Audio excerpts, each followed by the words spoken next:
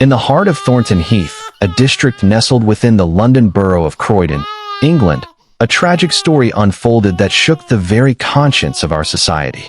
This is the story of Kyrell Matthews, a 2-year-old black boy whose life was brutally cut short, a name that should never be forgotten.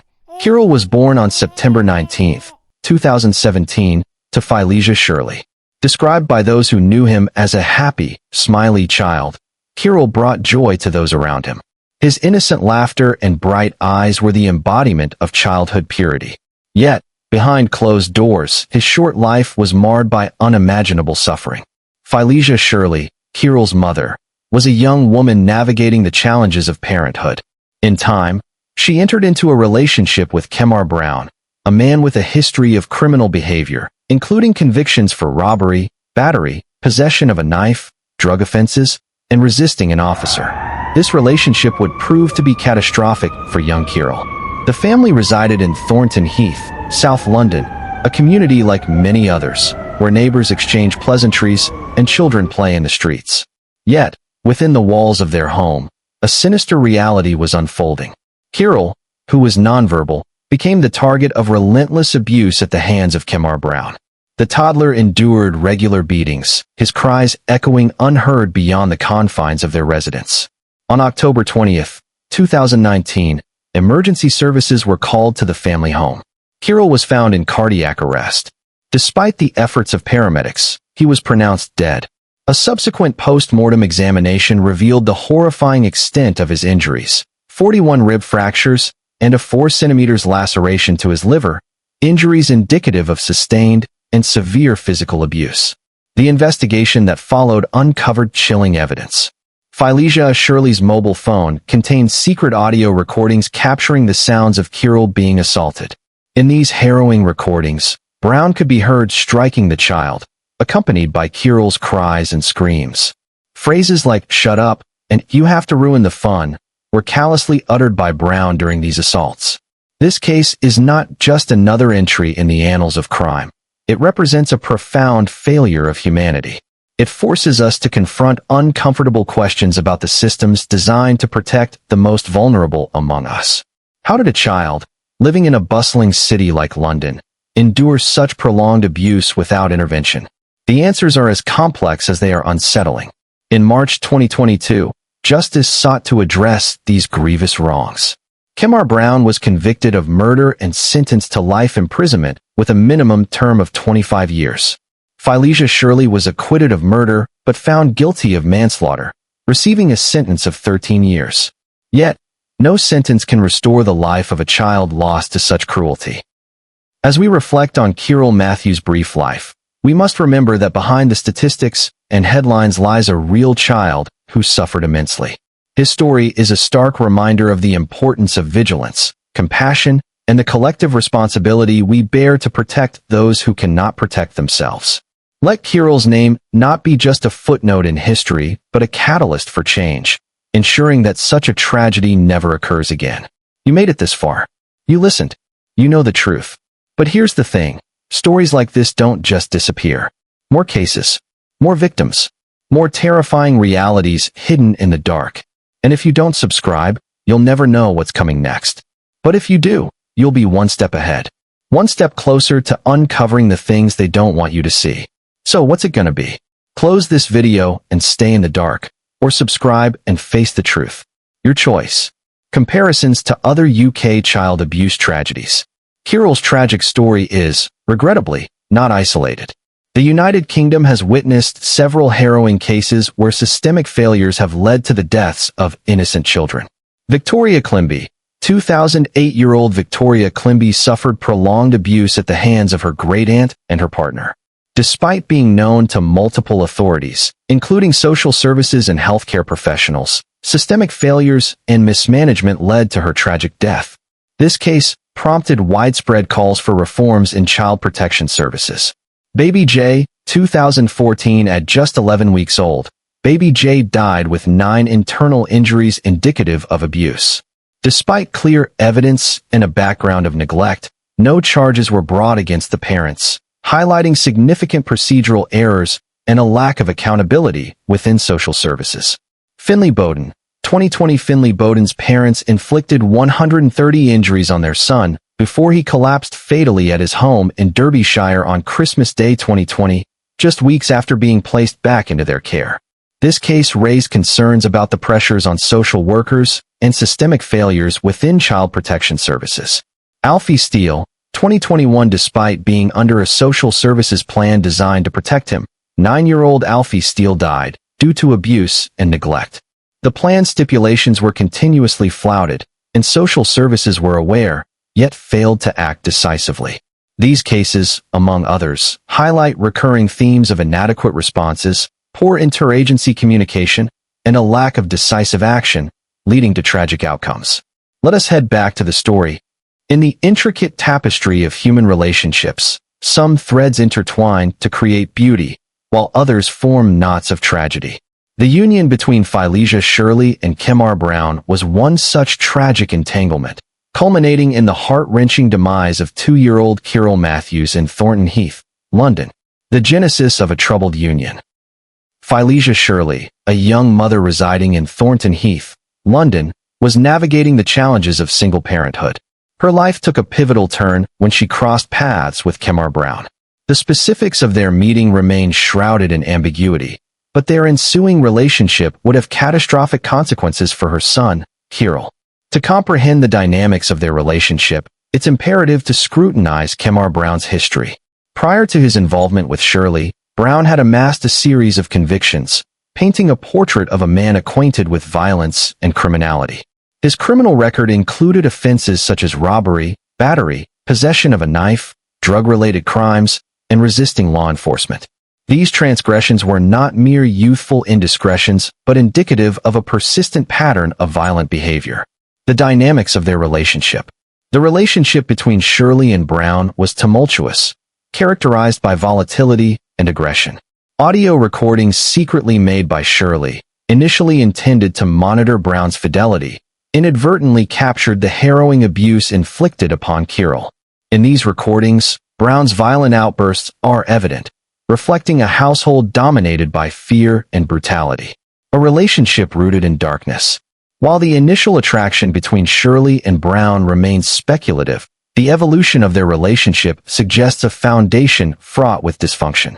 Brown's established propensity for violence, coupled with Shirley's apparent acquiescence or inability to protect her son, fostered an environment where abuse could proliferate unchecked. This toxic dynamic ultimately culminated in the tragic death of Kyrell Matthews, a defenseless child caught in the crossfire of a perilous relationship. The revelation of Kyrell's suffering and subsequent death sent shockwaves through the Thornton Heath community and beyond. Vigils were held, and memorials adorned with flowers and toys became somber reminders of a life unjustly taken. The community's grief was palpable, reflecting a collective sorrow and a yearning for justice. The tragic narrative of Phylesia Shirley and Kemar Brown serves as a grim reminder of the potential consequences when violent histories intersect with vulnerable lives. It underscores the imperative for vigilance and intervention, challenging society to recognize and act upon the signs of domestic abuse before they escalate into irrevocable tragedies. Behind the closed doors of a modest flat in Thornton Heath, London, a harrowing tale of neglect and brutality unfolded, culminating in the tragic death of 2-year-old Kyrell Matthews. To the outside world, the residence appeared unremarkable, but within its walls, unimaginable horrors transpired. Kyrell Matthews, a nonverbal toddler, resided with his mother, Phylesia Shirley, and her partner, Kemar Brown. The environment, far from nurturing, was a crucible of violence and fear. Secret audio recordings retrieved from Shirley's mobile phone unveiled a chilling reality. The consistent sounds of Kyrell's cries interspersed with the sickening impact of blows. In these recordings, Brown's voice is heard commanding the child to shut up, followed by the heart-wrenching wails of a defenseless boy. Missed red flags. The signs of abuse were not entirely hidden from the outside world. In May 2019, Kyrell was admitted to a hospital with a head injury and bruising to his face. Medical professionals, adhering to safeguarding protocols, referred the case to Croydon's Children's Services. However, the referral was inexplicably closed without a thorough assessment, a decision later criticized as symptomatic of a crisis-led approach within the department. Neighbors occasionally overheard disturbances but failed to report them, perhaps dismissing them as domestic disputes. Family members, either unaware of the severity or reluctant to intervene, did not escalate their concerns. This collective inaction contributed to a tragic oversight, allowing the cycle of abuse to persist unchecked. Kemar Brown's influence over both Phylesia Shirley and Kyrell was profound and malignant. Described as a violent ex-boyfriend with a history of aggression, Brown exerted a domineering presence in the household. Shirley, whether out of fear, dependence, or a misguided sense of loyalty, often prioritized her relationship with Brown over the well-being of her son. The recordings not only captured the physical abuse inflicted upon Kyrell, but also highlighted Brown's psychological manipulation of Shirley. In one instance, Brown callously remarked, "You have to ruin the fun," as Kyrell cried in the background, reflecting a complete disregard for the child's suffering. The tragic end of Kyrell Matthews underscores systemic failures in child protection. The lack of decisive action following medical referrals, coupled with societal reluctance to intervene in domestic matters, created a perfect storm wherein a vulnerable child was left unprotected. The abuse Kyrell endured was not a sudden eruption of violence, but a prolonged period of torment, meticulously documented through secret recordings. These recordings, intended by Shirley to monitor Brown's fidelity, inadvertently captured the relentless abuse inflicted upon her son. The evidence presented in court was overwhelming. Kyrell suffered 41 rib fractures and a 1.6-inch laceration to his liver, injuries indicative of severe blunt force trauma. Experts testified that these injuries were consistent with twisting motions and direct blows, suggesting a pattern of sustained abuse over time. The recordings revealed chilling interactions. In one instance, Brown is heard chastising Kyrell, saying, "You have to ruin the fun," followed by the sounds of physical assault. Shirley, rather than intervening, remained complicit, her silence speaking volumes. This case not only highlights the unimaginable cruelty inflicted upon a defenseless child, but also underscores systemic failures. Despite previous referrals and visible signs of abuse, interventions were either insufficient or absent, allowing the cycle of violence to continue unchecked. In March 2022, justice was served. Kemar Brown was convicted of murder and sentenced to life imprisonment with a minimum term of 25 years. Phylesia Shirley was found guilty of manslaughter and received a 13-year sentence. The tragic death of Kyrell Matthews serves as a grim reminder of the potential consequences when warning signs are ignored and when those entrusted with the care of a child become their tormentors. On that fateful day, the violence escalated to a fatal degree. Recordings recovered from Phylesia Shirley's phone captured the sounds of Kyrell being struck repeatedly, his cries filling the background. In one such recording, Kemar Brown's voice is heard commanding, "Shut up," followed by the chilling remark, "You have to ruin the fun." At approximately 3:25 p.m., emergency services received a call from Shirley, reporting that Kyrell was unresponsive. Paramedics arrived to find the toddler in cardiac arrest. Despite their efforts, Kyrell was pronounced dead at the scene. The initial explanation provided by Shirley and Brown suggested that Kyrell had fallen from a sofa, but medical examinations revealed injuries inconsistent with such a fall. In the aftermath, both Shirley and Brown were arrested. During police interviews, they denied causing harm to Kyrell, each pointing to the other as the potential perpetrator. The investigation uncovered a pattern of abuse, with evidence indicating that Kyrell had endured significant physical trauma over an extended period. In the aftermath of Kyrell Matthews' tragic death, Phylesia Shirley's actions painted a disturbing picture of deception and betrayal. On October 20th, 2019, emergency services were summoned to the residence in Thornton Heath, London. Shirley reported that her 2-year-old son, Kyrell, was unresponsive. Paramedics found Kyrell in cardiac arrest, and despite their efforts, he was pronounced dead at the scene. Shirley portrayed herself as a distraught mother, expressing shock and grief over the sudden loss of her child. However, subsequent investigations revealed a starkly different narrative. Shirley provided inconsistent accounts of the events leading up to Kyrell's death. Initially, she claimed that Kyrell had been unwell, suggesting a natural cause for his sudden collapse. Later, she mentioned accidental injuries, such as falls, to explain the bruises and fractures found on Kyrell's body. These shifting stories raised suspicions among investigators, prompting a deeper examination of her actions and statements. A critical discovery was made when detectives analyzed Shirley's mobile phone. They uncovered a series of Google searches conducted shortly after Kyrell's death. These searches included phrases like, "What happens when a child is hit in the stomach?" and "Can internal bleeding kill you?" Such inquiries indicated a possible awareness of the injuries inflicted on Kyrell and suggested an attempt to understand the potential consequences of those injuries. Further examination of Shirley's phone revealed audio recordings capturing instances of abuse. In these recordings, both Shirley and her partner, Kyrell Brown, could be heard verbally and physically assaulting Kyrell. The chilling evidence contradicted Shirley's portrayal of a caring mother and highlighted her active participation in the abuse. Additionally, text messages between Shirley and Brown discussed disciplining Kyrell, with references to physical punishment, further implicating her in the maltreatment of her son. Throughout the investigation and subsequent trial, Shirley maintained her innocence, denying any wrongdoing and insisting that she had always acted in Kyrell's best interests. However, the overwhelming evidence, including the medical findings of multiple rib fractures and internal injuries, painted a damning picture of prolonged abuse and neglect. Shirley's attempts to mislead authorities and feign ignorance were ultimately exposed, leading to her conviction for manslaughter. Shirley's actions following Kyrell's death underscore a profound betrayal of maternal duty. Instead of protecting her vulnerable child, she not only allowed but also participated in his abuse, and subsequently attempted to conceal the truth through deceit and manipulation.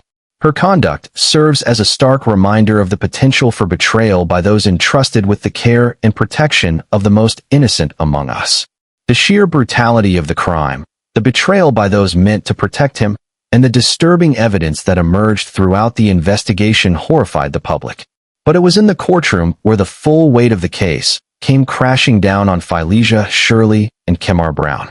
The Old Bailey, one of the most renowned criminal courts in the UK, became the setting for one of the most disturbing child abuse trials in recent history. Onlookers, journalists, and legal experts filled the courtroom, eager to hear the full extent of the abuse and whether justice would be served. Prosecutors meticulously laid out a case that would leave even the most hardened legal professionals struggling to comprehend the cruelty Kyrell endured. As the trial commenced, the prosecution wasted no time presenting evidence. Medical experts detailed Kyrell's catastrophic injuries, explaining how the repeated blunt force trauma led to fractured ribs, severe bruising, and fatal internal bleeding. Every word served as a grim reminder of the suffering endured by this small, defenseless child. The jury listened in stunned silence, some visibly shaken by the horrific details. One of the most chilling pieces of evidence was the secret recordings from Felicia, Shirley's phone. The audio files, recovered by detectives, captured Kyrell's cries of pain as he was struck repeatedly. In the recordings, Brown could be heard delivering the blows, his voice cold and unremorseful, while Shirley failed to intervene. The sheer horror of these recordings forced many in the courtroom to avert their eyes, their faces etched with disbelief. "You have to learn," Brown was heard saying, his voice void of emotion. "Stop acting up." In the background, Kyrell's faint sobs echoed, a haunting sound that prosecutors argued proved the abuse was systematic, prolonged, and deliberate. It wasn't a one-time incident. It wasn't an accident. It was pure, unrelenting cruelty. When the jury was presented with Shirley's Google search history, a new layer of horror was added to the case. Searches such as, "What happens if you hit a child too hard?" and "How do you know if internal bleeding is fatal?" revealed a mother who not only witnessed the abuse, but also sought answers about its consequences, rather than seeking medical help for her dying child. The prosecution argued that Shirley was not a helpless victim. She had opportunities to protect her son. She had access to medical care. She could have picked up the phone and called for help. But she didn't. Instead, she allowed Brown to continue his reign of terror while she passively stood by. Brown's chilling lack of remorse. As harrowing as the trial was, one aspect stood out more than anything else: Kyrell Brown's complete lack of remorse. Throughout the proceedings, Brown showed no signs of regret, no flicker of guilt, no acknowledgement of the pain he had inflicted. His demeanor remained cold, almost detached. While prosecutors presented images of Kyrell's broken body, Brown sat motionless, expressionless, unshaken by the evidence. Legal analysts described his behavior as disturbingly indifferent. Some speculated that he lacked the basic human empathy required to feel guilt. When confronted with the recordings of him striking Kyrell, he displayed no emotion, no sorrow, no recognition of the brutality he had unleashed on an innocent child. His defense team struggled to counter the damning evidence. There was no reasonable explanation for the extent of Kyrell's injuries, no way to justify the abuse captured in the recordings. Brown refused to take the stand in his own defense, perhaps aware that any attempt to explain his actions would only serve to further condemn him. The courtroom atmosphere remained tense each time Brown was addressed. Members of the public in attendance whispered in disgust, outraged by his lack of reaction. Even the most composed legal professionals found it difficult to comprehend how a man could remain so unaffected when confronted with the suffering he had inflicted on a defenseless child. Shirley, on the other hand, attempted to show emotion. She wept throughout the trial, portraying herself as a grieving mother. But prosecutors were prepared. They reminded the jury of the audio recordings, of the Google searches, of the injuries Kyrell suffered over weeks and months. She was not an innocent bystander. She was complicit. As the trial reached its conclusion, the jury found both defendants guilty. The verdict sent a strong message that the justice system would not tolerate such acts of cruelty against children. Kyrell Brown was sentenced to life in prison, with a minimum term of 25 years. The judge described him as sadistic, ruthless, and utterly devoid of humanity. He was labeled a danger to society, someone incapable of reform. Brown showed no visible reaction as his fate was read aloud. For him, it was just another day, a testament to the chilling lack of conscience that had been on display throughout the trial. Philisia Shirley, though not the direct perpetrator of the abuse, was sentenced to 13 years in prison for allowing Kyrell's suffering to continue. The court acknowledged that she had not delivered the fatal blows but made it clear that her inaction, her silence, and her indifference were equally damning. The sentencing brought a degree of closure to the case, but did little to ease the grief felt by those who had followed Kyrell's story. Across the United Kingdom, child advocacy groups and the public demanded further reforms to child protection laws. The tragedy of Kyrell Matthews became a stark reminder of the failures in the system, and many questioned whether more could have been done to prevent his suffering. The courtroom may have delivered its verdict, but the echoes of Kyrell's cries, captured in those harrowing audio recordings, continue to haunt those who have heard them. His story remains a grim testament to the consequences of neglect, abuse, and indifference.